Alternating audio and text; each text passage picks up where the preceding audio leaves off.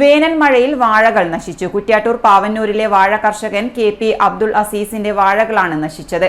വിളവെടുപ്പിന് പാകമായ 3000-ഓളം വാഴകളാണ് നഷ്ടമായത്. 10 ലക്ഷത്തിലേറെ രൂപയുടെ നഷ്ടം കണക്കാക്കുന്നു. കുറ്റ്യാട്ടൂരിൽ കഴിഞ്ഞ ദിവസം പെയ്ത വേനൽ മഴയ്ക്കൊപ്പം വീശിയ ശക്തമായ കാറ്റിലാണ് കുറ്റ്യാട്ടൂർ പാവന്നൂരിലെ വാഴ കർഷകൻ KP അബ്ദുൾ അസീസിന്റെ 10,000-ഓളം വാഴകൾ നശിച്ചത്. അതിൽ 3000-ഓളം വിളവെടുപ്പിന് പാകമായതായിരുന്നു. ഓണവിപണി ലക്ഷ്യം വെച്ച് 2 മാസം മുൻപ് കൃഷി ഇറക്കിയതുമായ 3000-ലേറെ നേന്ത്രവാഴകളാണ് കാറ്റിൽ പൂർണ്ണമായും നശിച്ചതെന്നും 10 ലക്ഷത്തിലേറെ രൂപയുടെ നഷ്ടമുണ്ടെന്നും അബ്ദുൾ അസീസ് പറഞ്ഞു. കാറ്റും മഴയിലും ഏകദേശം 10,000 വാഴയുള്ളതിൽ ഒരു 3000-ൽ മീതെ വാഴ കൊല എടുക്കുന്നത് പോയിട്ടുണ്ട്. കൊല ആഴ്ചയിൽ കൊത്തുന്ന കൊലയാണ്. എല്ലാ ആഴ്ചയിലും കൊല വിപണിയിലേക്ക് കൊടുക്കുന്നതാണ്, ചാലോട് വിപണിയിൽ കൊടുക്കുന്നതാണ്. അപ്പോൾ ഏകദേശം ഇന്ന് രാവിലെ വന്ന് നോക്കുമ്പോൾ എല്ലാ കുട്ടിക്കലാശം ഇവിടെ തീർന്നിട്ടുള്ളത്. കൊത്തേണ്ട കൊല ഇനി ഒറ്റയില്ല, എല്ലാം താഴത്ത് കടന്നിട്ടുള്ളത്.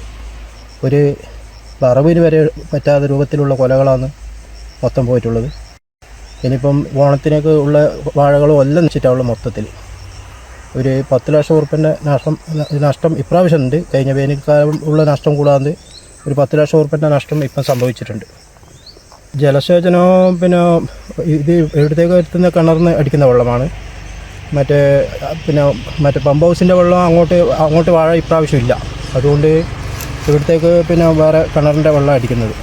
വേനൽക്കാലമായതുകൊണ്ട് വെള്ളം കുറഞ്ഞത്, പുഴയിൽ ഉപ്പ് വെള്ളം ആയതിനാലും കുറച്ച് വേനൽക്കാലം എനിക്ക് നല്ല ഒരു 5 ലക്ഷം ഉറുപ്പിൻ്റെ നഷ്ടം സംഭവിച്ചിട്ടുണ്ട്.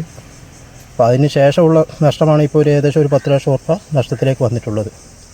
അപ്പോൾ ഇങ്ങനെയാവും കൃഷി മുന്നോട്ട് കൊണ്ടുപോകാൻ ഒരു പ്രയാസങ്ങളിലാണ് ഉള്ളത്. വേറെ ഒരു കാര്യമായ സമീപനങ്ങൾ എന്തെങ്കിലും എടുത്തില്ലെങ്കിൽ ശരിയാവില്ല എന്നുള്ളതാണ് കൃഷിഭവനോടും ബന്ധപ്പെട്ടവരോടും പറയാനുള്ളത്.